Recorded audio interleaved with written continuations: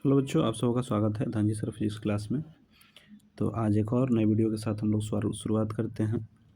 और इसमें हम लोग देखने वाले हैं केमिस्ट्री के 154 क्वेश्चन देख चुके थे 100। और इस वीडियो में हम लोग उससे आगे के क्वेश्चन को देखेंगे। तो जो लोग फिजिक्स के क्वेश्चंस को नहीं देख पाए हैं वो सारे वीडियो आपके चैनल पे हैं, उसको देख लीजिए। और केमिस्ट्री के 2 वीडियो और यह वीडियो जो होगा तीसरा वीडियो होगा। और तीसरा वीडियो में हम लोग देखेंगे केमिस्ट्री के जो भी शेष क्वेश्चन बचे हुए हैं। तो उम्मीद है कि आप लोगों को यह एग्ज़ाम में मदद करे, काफ़ी मदद मिलेगा इससे। अगर एक बार सारे वीडियो को अगर जो देख लेते हैं तो आप लोग एग्ज़ाम में काफ़ी मदद मिलेगा। तो चलिए देखते हैं आज के क्वेश्चंस क्या हैं। आज के क्वेश्चन है कि किस धातु को चाकू से काटा जा सकता है। देखिए, चाकू से काटे जाने वाले में आपके ऑप्शन के हिसाब से सोडियम भी है, पोटेशियम भी है और लिथियम भी है। आप वहाँ पर देख लेंगे कि आपके ऑप्शन में क्या दिया हुआ है, सोडियम है, पोटेशियम है या लिथियम है। तो ये सारे के सारे जो धातु हैं उनको हम चाकू से काट सकते हैं। सोडियम, पोटेशियम और लिथियम तीनों को काटा जा सकता है। अगला है 1 ग्राम सोने से कितनी लंबी तार खींची जा सकती है। 1 ग्राम अगर सोना ले लिया जाए तो उससे लंबी तार कितनी खींची जा सकती है, तो 2 किलोमीटर तक। कितने किलोमीटर तक? 2 किलोमीटर तक खींची जा सकती है। 100 ग्राम सिल्वर के धातु से कितनी लंबी तार खींची जा सकती है? 100 ग्राम से 200 मीटर तक। कितने मीटर तक? 200 मीटर तक। जब दो परमाणु आपस में इलेक्ट्रॉन को साझा करके अपना अष्टक पूरा करते हैं तो उनके बीच बना बंधन क्या कहलाता है? अब क्या है, दोनों को साझा कर रहे हैं तो साझा के कारण से उसका अष्टक पूरा बना है तो उसको सहसंयोजक बंधन कहेंगे। इलेक्ट्रॉनों के हस्तांतरण से बनता है तो उसको आयनिक बॉन्ड कहते हैं कि एक इलेक्ट्रॉन ले रहा है, एक इलेक्ट्रॉन दे रहा है, या इलेक्ट्रॉनों का त्याग हो रहा है या ऐसे कुछ हो, तो वहाँ पे तो आपका आयनिक बंधन हो जाता है। लेकिन यहाँ पे क्या हुआ है, यहाँ पर साझा हुआ है तो साझा से सहसंयोजक बंधन। अगला, हाइड्रोजन के अणु के बीच बनता है। हाइड्रोजन के बीच, अगला क्वेश्चन अगले वीडियो हम लोग देखे थे, हाइड्रोजन के बीच एकल बंध, ऑक्सीजन के बीच डबल बॉन्ड, नाइट्रोजन के बीच ट्रिपल बॉन्ड या तेहरा बंध के नाम से जानते हैं, इत्यादि इत्यादि। ऑक्सीजन अणुओं के बीच देखिए अभी आ गया द्विसहसंयोजक बंध, नाइट्रोजन अणुओं के बीच त्रिसंयोजक बंध। ये पिछले वीडियो में भी ये सारे क्वेश्चन देखने को मिले हैं। अगला, मुक्त अवस्था में पाई जाने वाली धातु का नाम क्या है? जो मुक्त अवस्था में पाई जाती है, जो हवा से नहीं होता है, सिल्वर है मतलब चांदी है, सोना है, प्लेटिनम है। इससे पिछले वीडियो में हम लोगों ने देखा था कि कौन कौन सी जो धातुएं हैं मुक्त अवस्था में नहीं पाई जा सकती हैं, हवा से अभिक्रिया नहीं करती हैं। तो कौन था? सोना है, चांदी है, प्लेटिनम इत्यादि। अगला, पृथ्वी के परत में विद्यमान धातु पृथ्वी के परत में विद्यमान धातु युक्त ठोस पदार्थ कहलाते हैं। उत्तर क्या है? खनिज। अतः कि जो पृथ्वी में धातु जो ठोस के रूप में पाए जाते हैं उसको क्या बोलते हैं? खनिज बोलते हैं। अगला क्वेश्चन है, जिस खनिज में प्रचुर मात्रा में धातु विद्यमान होता है, जो खनिज में धातु विद्यमान प्रचुर मात्रा में हो उसको बोलते हैं अयस्क। उसको क्या बोलते हैं? अयस्क बोलते हैं। अगला, अयस्क को वायु में अयस्क को वायु के उपस्थिति में गर्म करने की प्रक्रिया को भर्जन कहते हैं। जो अयस्क है, अयस्क को वायु की उपस्थिति में अगर गर्म कर रहे हैं तो उस प्रक्रिया को भर्जन कहते हैं। उसको क्या कहते हैं? भर्जन। अयस्क को वायु की अनुपस्थिति में जब गर्म किया जाए, उपस्थिति में भर्जन, अनुपस्थिति में गर्म किया जाए तो निस्थापन। उपस्थिति में भर्जन, अनुपस्थिति में निस्थापन। एल्युमिनियम के प्रमुख अयस्क हैं। एल्युमिनियम के प्रमुख अयस्क कौन कौन से हैं? तो एल्युमिनियम के जो प्रमुख अयस्क हैं वे हैं बक्साइट। क्या है? बक्साइट। दूसरा है कोरंडम। तीसरा क्या है? क्रायोलाइट। बक्साइट, कोरंडम, क्रायोलाइट, ये सारे के सारे जो हैं एल्युमिनियम के अयस्क हैं। किसके अयस्क हैं? एल्युमिनियम के अयस्क हैं। अगला, जस्ता के प्रमुख अयस्क कौन है? जस्ता के जिंक ब्लेड। कौन है? जिंक ब्लेड, कैलेमाइन और जिंकाइट। जस्ता के प्रमुख अयस्क कौन कौन से हैं? तो जस्ता के प्रमुख अयस्क हैं जिंक ब्लेड, कैलेमाइन और जिंकाइट। याद रखेंगे, ये जस्ता के प्रमुख अयस्क हैं। किसके अयस्क हैं? जस्ता के। अगला है, पारा का प्रमुख अयस्क कौन है? सिनेबार। सिनेबार किसका अयस्क है? पारा का। सिनेबार किसका अयस्क है? पारा का। पीतल मिश्र धातु है। पीतल क्या है? मिश्र धातु।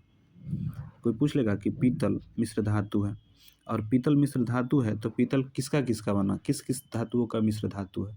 यह कमेंट बॉक्स में जरूर लिखें कि पीतल किन किन धातुओं का मिश्र धातु है। अगला, सोल्डर मिश्रण है। सोल्डर किसका मिश्रण है? सीसा और टीन का। स्टेनलेस स्टील किसका मिश्रण है? लोहा, carbon, cobalt, nickel. Stainless steel किसका है? लोहा। स्टेनलेस स्टील किसका मिश्रण है? तो लोहा, कार्बन, कोबाल्ट, निकेल। लोहा, कार्बन, कोबाल्ट, निकेल। अब आते हैं अगले क्वेश्चन की ओर। अगला क्वेश्चन क्या है देखते हैं। तो उम्मीद है कि आप लोगों को ये क्वेश्चंस जो हैं आपके हेल्पफुल होंगे और आपको समझ में भी आ रहा होगा। चलिए अगला क्वेश्चन है कि शुद्ध सोना कितने कैरेट का होता है? शुद्ध सोना कितने कैरेट का होता है? तो 24 कैरेट का। कितने कैरेट का होता है? 24 कैरेट का। अगला, आभूषण बनाने में कितने कैरेट सोना का उपयोग किया जाता है? 22 कैरेट का। आभूषण बनाने में कितने कैरेट सोना का प्रयोग किया जाता है? तो 22 कैरेट का किया जाता है। 22 कैरेट का होता है। अगला, दिल्ली के कुतुब मीनार की ऊंचाई और वजन कितना है? बताइए। कुतुब मीनार का जो ऊंचाई और वजन कितना है? तो 8 मीटर है और वजन कितना है? तो 6000 किलो का वजन है। अगला, धातु पर जिंक की परत चढ़ाने की प्रक्रिया कहलाता है। इसी को हम कहते हैं जस्तीकरण या इसी को कहते हैं यसद लेपन या इंग्लिश में गैल्वेनाइजेशन भी कहा जाता है। तो ध्यान रखेंगे इसी को कहा जाता है। अगला, कमरे के ताप पर द्रव अवस्था में रहने वाला धातु। कमरे के ताप पर कौन सा धातु है जो द्रव अवस्था में रहता है? पारा। कौन रहता है? पारा। किस धातु को चाकू से आसानी से काटा जा सकता है? कौन सा धातु है जो चाकू से आसानी से काटा जा सकता है? तो सोडियम। सोडियम को धातु जो है आसानी से हम काट सकते हैं। कौन से धातु अधिक अभिक्रियाशील धातु है? चाकू से काटने वाला तो ऊपर बताइए कि सोडियम है, पोटेशियम है, लिथियम है। और कौन है जो अब कौन से धातु अधिक अभिक्रियाशील धातु है? तो उत्तर होगा पोटेशियम। क्या होगा? पोटेशियम। कितने बच्चों के दिमाग में आ रहा होगा सोडियम? सोडियम भी अभिक्रियाशील है लेकिन पोटेशियम सबसे अधिक अभिक्रियाशील है। धातुओं की प्रकृति होती है। धातुओं की प्रकृति कैसी होती है? धातुओं की प्रकृति विद्युत धनात्मक होती है। धातुओं की प्रकृति विद्युत धनात्मक होती है, जबकि धातुओं की प्रकृति कैसी होती है? विद्युत ऋणात्मक होती है। कौन विद्युत का सर्वोत्तम सुचालक है? कौन जो है विद्युत का सर्वोत्तम सुचालक है? तो चांदी, एजी। कौन है? एजी। अगला, साधारण साधारण ताप पर फास्फोरस का अणुसूत्र क्या होता है? P4। साधारण ताप पर फास्फोरस का अणुसूत्र क्या होता है? P4। कौन अधातु कमरे के ताप पर द्रव? अधातु है, यहाँ पर धातु नहीं है। अधातु, धातु में पारा, अधातु में ब्रोमीन। कौन है? अधातु में ब्रोमीन है। अधातु में कौन है? ब्रोमीन है। तो चलेंगे देखेंगे। अगला क्वेश्चन है, किस धातु को किरोसिन में डुबाकर रखा जाता है? किरोसिन में डुबाकर किसे रखा जाता है? सोडियम को किरोसिन में। सोडियम को किस में? किरोसिन में। अब आपसे क्वेश्चन है कि किसको हम जो है पानी में डुबाकर रखते हैं? सोडियम को किरोसिन में। तो किसको डुबाकर हम जल में रखते हैं? ध्यान से आप लोग इसका आंसर जरूर देंगे। एल्युमिनियम पर मोटी ऑक्साइड की परत बनाने की प्रक्रिया को कहते हैं। एल्युमिनियम पर मोटी जो ऑक्साइड की परत बन जाती है उस प्रक्रिया को क्या कहते हैं? एनोडीकरण। क्या कहते हैं उसको? एनोडीकरण। अगला, कौन सी गैस उत्सर्जी होगी जब धातु जल के साथ अभिक्रिया करती है? कहता है कि कौन सा गैस निकलेगा जब धातु जल के साथ अभिक्रिया करेगा? हाइड्रोजन। क्या निकलेगा? हाइड्रोजन। अगला, इक्वारेजिया। इक्वारेजिया के मिश्रण में HCl और HNO3 का अनुपात क्या होता है? जो इक्वारेजिया बोलता है, जिसको अम्लराज के नाम से भी जानते हैं तो अम्लराज के नाम से, तो HCl और HNO3। HCl का 3 तो HNO3 का कितना होता है? 1। याद रखेंगे, इक्वारेजिया में HCl 3 तो HNO3 1 होता है। कोई तत्व ऑक्सीजन के साथ अभिक्रिया कर उच्च गलनांक वाला यौगिक निर्मित करती है। कोई तत्व जो है ऑक्सीजन के साथ अभिक्रिया कर उच्च गलनांक वाला एक यौगिक निर्मित करती है। यह यौगिक जल में विलेय है। यह यौगिक किस में विलेय है? जल में विलेय है। तो यह तत्व हो सकता है कौन? कोई तत्व ऑक्सीजन के साथ अभिक्रिया कर एक उच्च गलनांक वाला यौगिक निर्माता करती है, तो यौगिक जल में विलय है। यह तत्व कौन सा हो सकता है? तो यह तत्व हो सकता है कैल्शियम। कौन हो सकता है? कैल्शियम। वह धातु जो सिर्फ अम्ल राज में ही घुलता है। कौन है जो अम्ल राज में घुलता है? तो वह है कॉपर, AgPt इत्यादि। सोना भी जो है, सोना को भी जो है अम्ल राज में घुलाया जा सकता है। ऐसा तत्व जो इलेक्ट्रॉन का त्याग कर धनात्मक आयन बनाते हैं वे क्या कहलाते हैं? इलेक्ट्रॉन का त्याग करेंगे तो धातु, ऑक्सीजन की संयोजकता कितना 2, ऑक्सीजन की संयोजकता कितना 2, ऑक्सीजन की संयोजकता कितना 2। सोना का परमाणु संख्या कितना होता है 79, कितना होता है 79। अगला हीलियम, हीलियम कैसी गैस है, अक्रिय गैस है। तो अब आपसे क्वेश्चन है कि कुछ अक्रिय गैस जो हैं, हीलियम के अलावे जो भी अक्रिय गैस बचे हैं उनको कमेंट बॉक्स में ज़रूर कमेंट करें। अगला है गंधक का परमाणु, इन गंधक मतलब सल्फर का परमाणु संख्या कितना होता है, तो 16 होता है। गंधक की परमाणु संख्या कितना होता है 16 होता है। गंधक की परमाणु संख्या कितनी होती है 16 होता है। आगे क्वेश्चन की ओर बढ़ते हैं और उम्मीद है कि आप लोगों को जितने भी ये क्वेश्चंस हो रहे हैं इनसे आपको फ़ायदा हो रहा होगा। अब अगले क्वेश्चन की ओर बढ़ते हैं। अगला क्वेश्चन क्या कहता है उसको देखते हैं। अगला क्वेश्चन है लोहे की परमाणु संख्या। लोहे की परमाणु संख्या होता है कितना, लोहे की परमाणु संख्या 26। लोहे की परमाणु संख्या कितनी होती है 26 होती है। लोहे की परमाणु संख्या 26। अगला सोडियम की परमाणु संख्या 11, इसको तो पता होगा। क्लोरीन के बाह्यतम कोष में इलेक्ट्रॉनों की संख्या कितनी 7। तो अब आपको बताना है कि क्लोरीन की परमाणु संख्या कितना, बाह्यतम कोष में तो इसके 7 इलेक्ट्रॉनों के, तो इसके परमाणु संख्या कितना हुआ ये चीज़ें बता देंगे। अगला इलेक्ट्रॉन के हस्तांतरण से बने यौगिक कहलाते हैं। जब इलेक्ट्रॉनों का हस्तांतरण होगा तो बताए थे उसको आयनिक यौगिक या विद्युत संयोजित यौगिक के नाम से भी जानते हैं। अगला है कौन आयनिक यौगिक है, ऑप्शंस था उसमें और ऑप्शंस के अनुसार इसको छांटा गया है। तो उसमें देखेंगे कि जो CaCl2 है, ऑप्शन के अनुसार CaCl2 जो है एक आयनिक यौगिक है। कैसा यौगिक है, आयनिक यौगिक है। अगला लाल तप्त आयरन पर जब जलवाष्प प्रवाहित करने पर कौन सी यौगिक प्राप्त होता है। जो लाल तप्त है यौगिक है उस पर अगर हम जलवाष्प प्रवाहित कर दें तो क्या बनेगा, तो Fe3O4 बनता है, Fe3O4 बनता है। अगला सिलिका क्या है, सिलिका एक उपधातु है। सिलिका क्या है, एक उपधातु है। सिलिका क्या है, उपधातु। अगला जस्ता, जस्ता अयस्क है किसका, जस्ता का अयस्क है जिंक। जिंक प्लेट किसका अयस्क है, जस्ता का अयस्क है। जिंक प्लेट किसका है, जस्ता का। बक्साइड किसका अयस्क है, एल्यूमिनियम का। बक्साइड किसका है, एल्यूमिनियम का। सिनेबार किसका अयस्क है, पारे का। सिनेबार किसका है, पारे का। जिंक ब्लेड किसका अयस्क है, तो वही जस्ता या जिंक का। क्यूपर पायराइट, क्यूपराइट किसका धातु का अयस्क है, कॉपर का। क्यूपर पायराइट किसका है, कॉपर का। इन सारे अयस्कों का नाम याद रखेंगे, एग्जाम में आ सकता है। लोहा एवं इस्पात को जंग से सुरक्षित रखने के लिए उन पर किस धातु की पतली परत चढ़ाई जाती है। लोहे और इस्पात को जंग लगने के लिए जिंक का या जस्ते का परत चढ़ाया जाता है और इसी प्रक्रिया को हम क्या कहते हैं, यसद लेपन कहते हैं या जस्तीकरण कहते हैं। क्या कहते हैं, यसद लेपन या जस्तीकरण कहते हैं। अगला वह कार्बनिक यौगिक जिनके अणुसूत्र समान होते हैं, जिनके अणुसूत्र क्या होते हैं, समान होते हैं, लेकिन भौतिक एवं रासायनिक गुण भिन्न होते हैं, उन्हें क्या कहते हैं, समअवयवी। समअवयवी। इसमें क्या कहा, यौगिक है जिनका अणुसूत्र, अणुसूत्र लिखा गया है, अणुसूत्र समान हो लेकिन भौतिक और रासायनिक गुण भिन्न हो। अणुसूत्र समान हो लेकिन भौतिक और रासायनिक गुण भिन्न हो, उस प्रक्रिया को हम समअवयवी कहते हैं। अगला है कोयले और पेट्रोलियम। कोयले और पेट्रोलियम कैसा है, तो जीवाश्म ईंधन है। कोयला है, पेट्रोलियम है, सारे के सारे क्या है, जीवाश्म ईंधन है। पेट्रोलियम ईंधन कहने का मतलब कि डीजल, पेट्रोल, केरोसिन सब आ गया। किसका उपयोग ईंधन के रूप में होता है, अल्कोहल। क्या इसका उपयोग, एथनॉल था ना ये क्वेश्चन, किसका उपयोग जो होता है, एथनॉल इत्यादि इत्यादि। लंबी श्रृंखला वाला अम्ल सोडियम लवण, लंबी श्रृंखला वाला वासा अम्ल का सोडियम लवण को क्या कहते हैं, साबुन।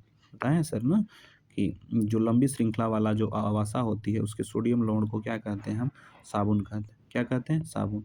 उच्च एल्कोहल के हाइड्रोजन सल्फेट, उच्च एल्कोहल के हाइड्रोजन सल्फेट से उत्पन्न होने को सोडियम लवण कहते हैं। उसको क्या कहते हैं, सोडियम लवण या अपमार्जन। तथा उच्च एल्कोहल के हाइड्रोजन सल्फेट के उत्पन्न सोडियम लवण को अपमार्जन कहते हैं। क्या कहते हैं, अपमार्जन कहते हैं। अगला एक अणुसूत्र परंतु, एक अणुसूत्र है परंतु संरचना सूत्र अलग अलग है, वही सूत्र है, वही चीज़ें कह रही है, संरचना सूत्र अलग अलग है, उसको हम क्या कहते हैं, समअवयवी कहते हैं। अगला आवर्त सारणी में कुल तत्वों की संख्या कितनी है। आवर्त सारणी में कुल तत्वों की संख्या 118 है। कितनी है, 118। आगे बढ़ते हैं अगले क्वेश्चन की ओर। अगला क्वेश्चन देखते हैं। आवर्त सारणी में अधिकांश तत्व, आवर्त सारणी में अधिकांश तत्व क्या हैं? धातु हैं। बताए हुए होंगे आवर्त सारणी में अधिकांश तत्व क्या हैं? धातु हैं। ठीक है, आवर्त सारणी में तत्वों को धातु और अधातु के क्रम में सजाया जाता है। किसने तत्वों का जब आवर्त वर्गीकरण किया था, ये बताए हुए थे आप लोगों को कि जब तत्वों का आवर्त सारणी किया जा रहा था तो धातु और अधातु के रूप में जिसने बांटा था वे कौन थे? लेबोजियर साहब थे। कौन थे? लेबोजियर साहब थे। आधुनिक आवर्त सारणी में आवर्तों की संख्या 7। आवर्तों की संख्या कितनी? 7। आवर्त सारणी में वर्गों की संख्या कितना? 18। वर्गों की संख्या 18। ब्लॉकों की संख्या 4।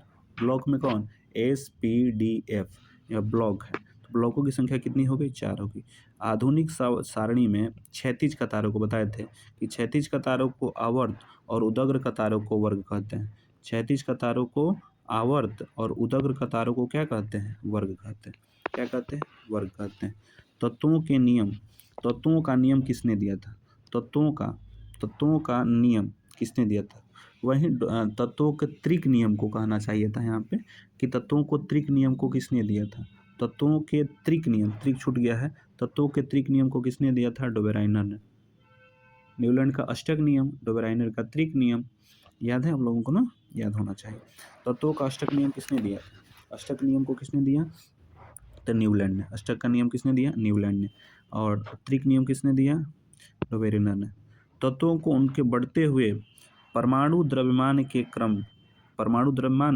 के क्रम में किसने सजाया था? तो मेंडलीफ ने। किसने सजाया था? मेंडलीफ ने।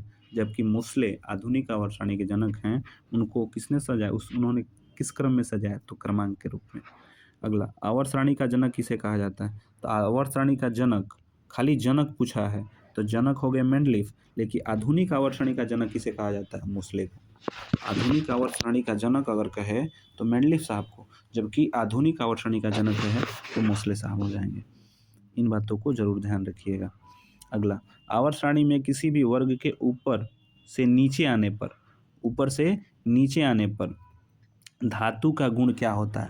धातु का गुण क्या होता है? तो धातु के गुण बढ़ जाते हैं। धातु गुण क्या हो जाते हैं? बढ़ जाते हैं। धातु गुण क्या हो जाते हैं?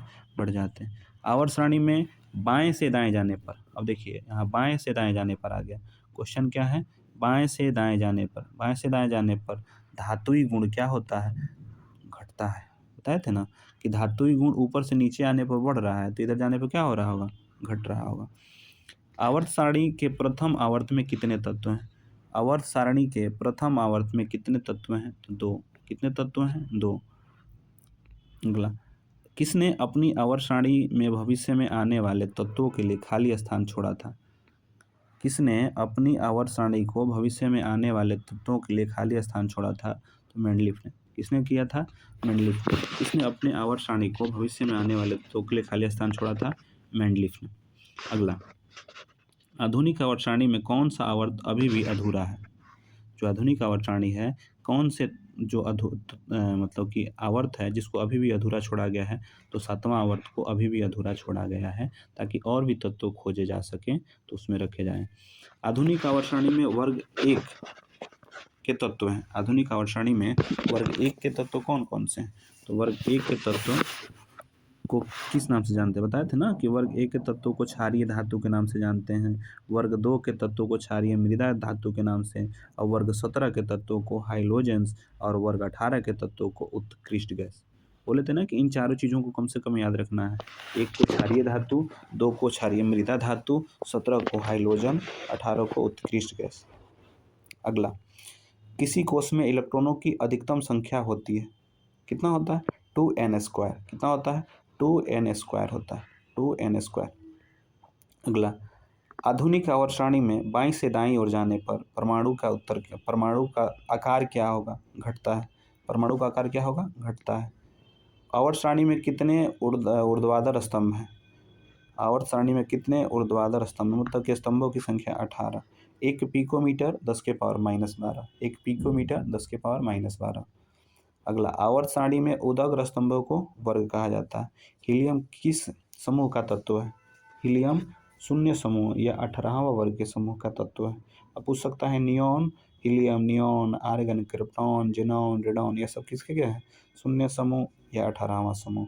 आवर्त सारणी के किसी आवर्त के तत्वों में कौन सा गुण समान होता है? आवर्त सारणी क्या कह रहे हैं कि किसी आवर्त में तत्वों का कौन सा गुण समान रहता है, तो कक्षों की संख्या। सभी आवर्त में मतलब एक आवर्त में सभी कक्षों की संख्या क्या होगी, समान होगी। सल्फर में संयोजी सेल में इलेक्ट्रॉनों की संख्या होती है। सल्फर में संयोजी सेल में इलेक्ट्रॉन की संख्या कितनी होती है, 6। कितनी होती है, 6। द्वितीय आवर्त में तत्वों के लिए कौन सा सेल बाह्यतम है, एल सेल होता है ना, KLMN ऐसे होता है ना, तो KL होता है ना, KL, तो द्वितीय के लिए KL क्या होगा, L। अगला है आवर्त सारणी के प्रत्येक आवर्त का अंतिम सदस्य होता है। आवर्त सारणी का अंतिम सदस्य कौन होता है, निष्क्रिय गैस। कौन होता है, निष्क्रिय गैस। किसी तत्व के 2 सेल हैं और दोनों में इलेक्ट्रॉन से पूर्णतः भरे हुए हैं। किसी तत्व में 2 सेल हैं और दोनों ही इलेक्ट्रॉन से पूर्णतः भरे हुए हैं, वह तत्व है। किसी तत्व में 2 सेल हैं और दोनों ही इलेक्ट्रॉन पूर्णतः भरे हुए हैं, वह तत्व कौन सा है, नियॉन। कौन है, नियॉन। निम्नलिखित में से कौन सबसे अधिक क्रियाशील हाइड्रोजन है। कौन है क्रियाशील हाइड्रोजन, फ्लोरीन। फ्लोरीन सबसे क्रियाशील कौन है, फ्लोरीन। यूरो 2 का संबंध किससे है, यूरो 2 का संबंध वायु प्रदूषण से है। यूरो 2 का संबंध किससे है, वायु प्रदूषण से है। अगला, भारत में स्टेज 1 लागू किया गया था 2005 में। स्टेज 1 कब लागू किया गया था, 2005 में। गंगा कार्यालय योजना कब शुरू की गई, गंगा कार्यालय योजना 1986 में। गंगा कार्य का बजट कितना था, गंगा जो कार्य योजना का बजट कितना रखा गया था, 300 करोड़। कितना रखा गया था, 300 करोड़ रखा गया था। और गंगा कार्य योजना में गंगा नदी को साफ करना था, कहाँ से, तो ऋषिकेश से लेके कोलकाता तक। तो ये जो क्वेश्चन है आपके सारे के सारे केमिस्ट्री के क्वेश्चन जो हैं, एक जो ऑब्जेक्टिव क्वेश्चन है प्रीवियस ईयर के, ये सारे क्वेश्चन हम लोगों ने देख लिया है। अब जो है अगला वीडियो जो आएगा उसमें हम लोग बायो के क्वेश्चन जो महत्वपूर्ण क्वेश्चन है उसको देखेंगे। तो आई होप कि फिजिक्स और केमिस्ट्री आप लोगों को अच्छा से एक बार रिवीजन हो गया होगा, आप लोग देख लिए होंगे। देखने से ये होगा कि जो जितनी भी चीज़ें आपने पढ़ा है उन सारी चीज़ों को एक बार रिकॉल हो जाए। तो कोशिश है कि अब अगला वीडियो जो है उसमें बायो के क्वेश्चंस को करा दिए जाए। फिजिक्स को कंप्लीट कर लिया हम लोगों ने और केमिस्ट्री भी कंप्लीट कर लिया। तो अगर वीडियो अच्छा लग रहा है और आप लोग चाह रहे हैं कि बायो का भी इसी तरह से बन जाए तो ज़रूर कमेंट करेंगे। तो बाकी बातें अगले वीडियो में करते हैं। तब तक के लिए अपना ख्याल रखें और खूब पढ़ते रहें।